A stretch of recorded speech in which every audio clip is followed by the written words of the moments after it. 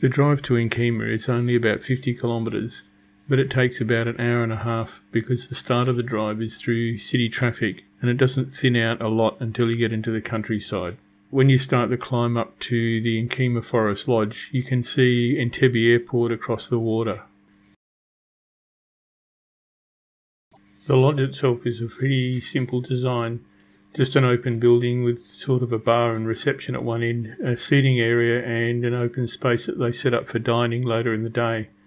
My main takeaway from the lodge building is sitting there talking while butterflies flew in the doors on one side and out the doors on the other.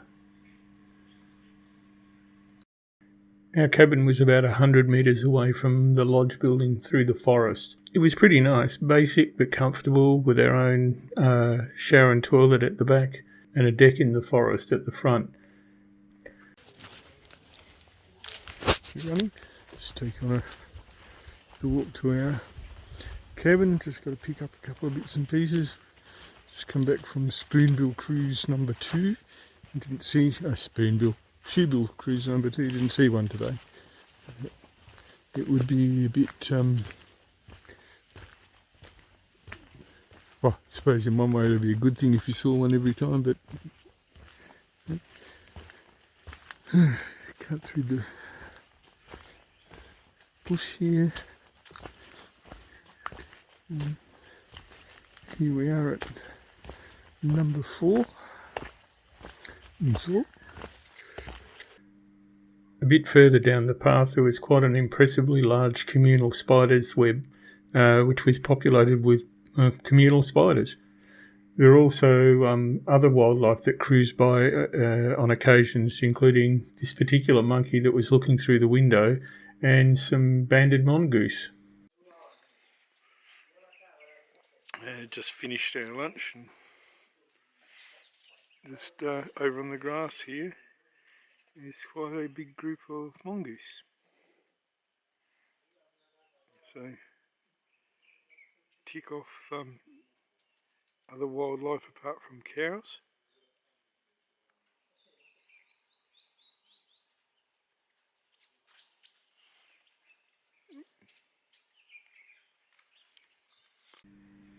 The dragonflies at Nkima were quite different to what I'm used to in Australia.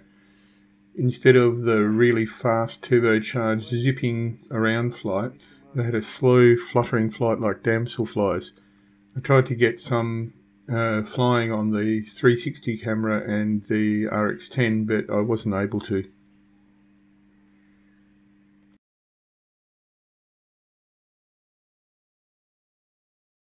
The road up to the lodge was muddy at the bottom and muddy, steep and off camber as you got further up to the lodge. Robert navigated the trusty HiAce through it with no problems. The situation we have here is that the Isuzu truck on the left is stuck, the Subaru on the right is stuck. We're just going to pull the Subaru out and then we're just going to drive through in the HiAce down to Mabamba. The boats will be in a long, heavy hardwood lake boats. They can take quite a load. We often saw them with 1 or 2 motorcycles on board, complete with the riders, the crew of the boat and a few other extra passengers. Depending on where the Shoebills were, we'd often stop in the swamp and swap passengers from 2 boats into a single boat, so there was only one boat to navigate through the reeds and the ferns to get close to the bird. Just in a little narrow channel in the wetlands here. See, these reeds grow in the bottom, but where you get the big areas of ferns and that all just seems to be floating on the water. Oh, jacana. Busy spagging and should be looking out for birds. We're all watching out for shoebills, but kept getting distracted by all the other birds and wildlife that you could see in the swamp. The guide, however, was just focused on the shoebills. Angela has to get credit for spotting a shoebill that nobody else, including the guide, actually saw. When we were in an area that a shoebill had been reported, or there was likely to be one, we cut the motor and went into stealth mode. the boat was poled through the water, or often one of the crew members or both of the crew members jumped overboard into the swamp and just dragged the boat through the ferns to get into a good position for photography and observation. After about an hour or so out on the water, the skill and knowledge of our guide finds us our first shoebill. Excitement abounds. Okay, we found one. The guys in the boat dragged us through the grass at quite great effort to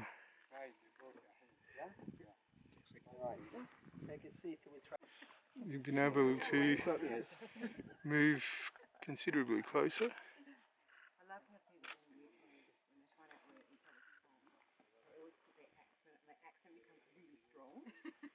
Like it changes to, yeah.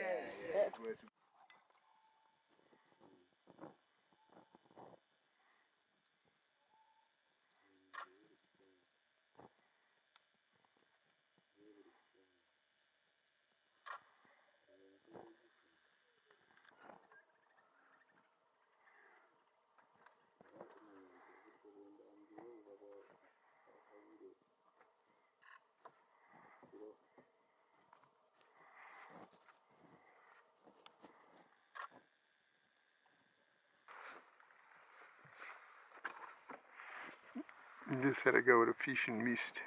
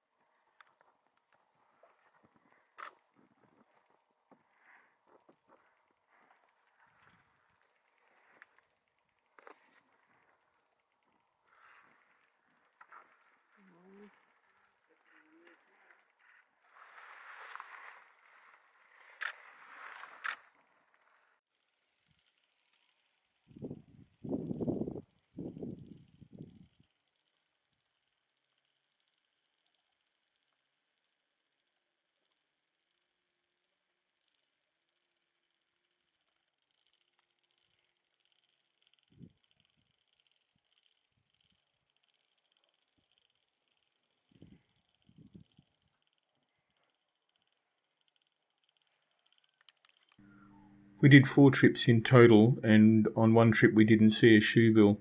Overall, I think we saw 5 or 6 in total, including one building a nest that I haven't included any pictures of here. The nest position was logged for later reference. Here are a few of my best pictures.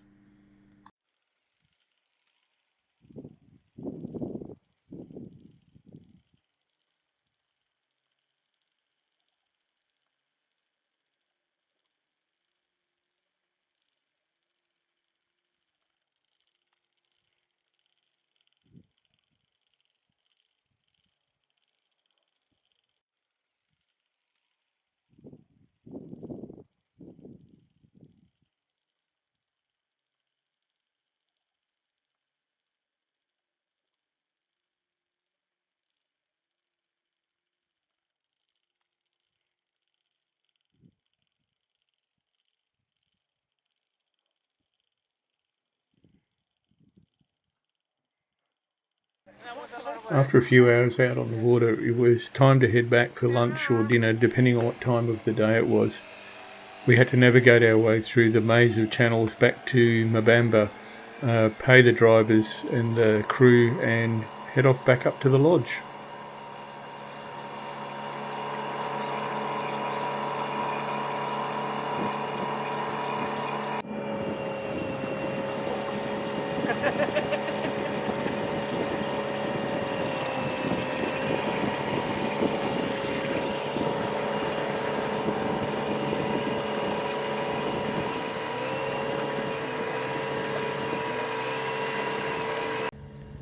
By the way, this channel to Mabamba is not natural. It's created and kept open by the local people.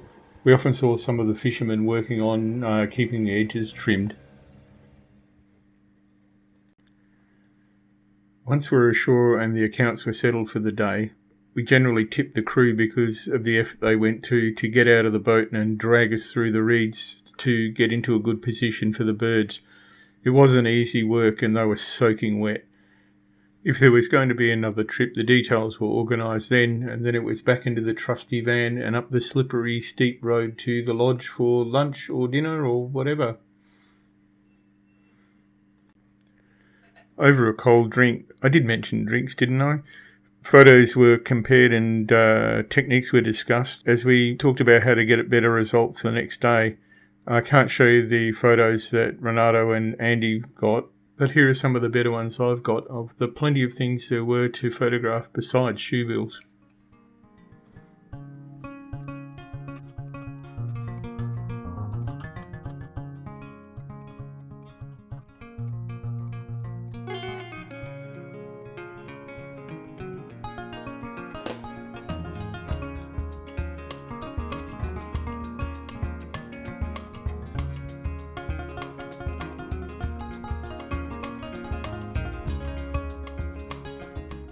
On our second morning after the morning boat trip, we headed off in the van to Chibali and Isonga Lodge. This is where we are going to be chimpanzee tracking.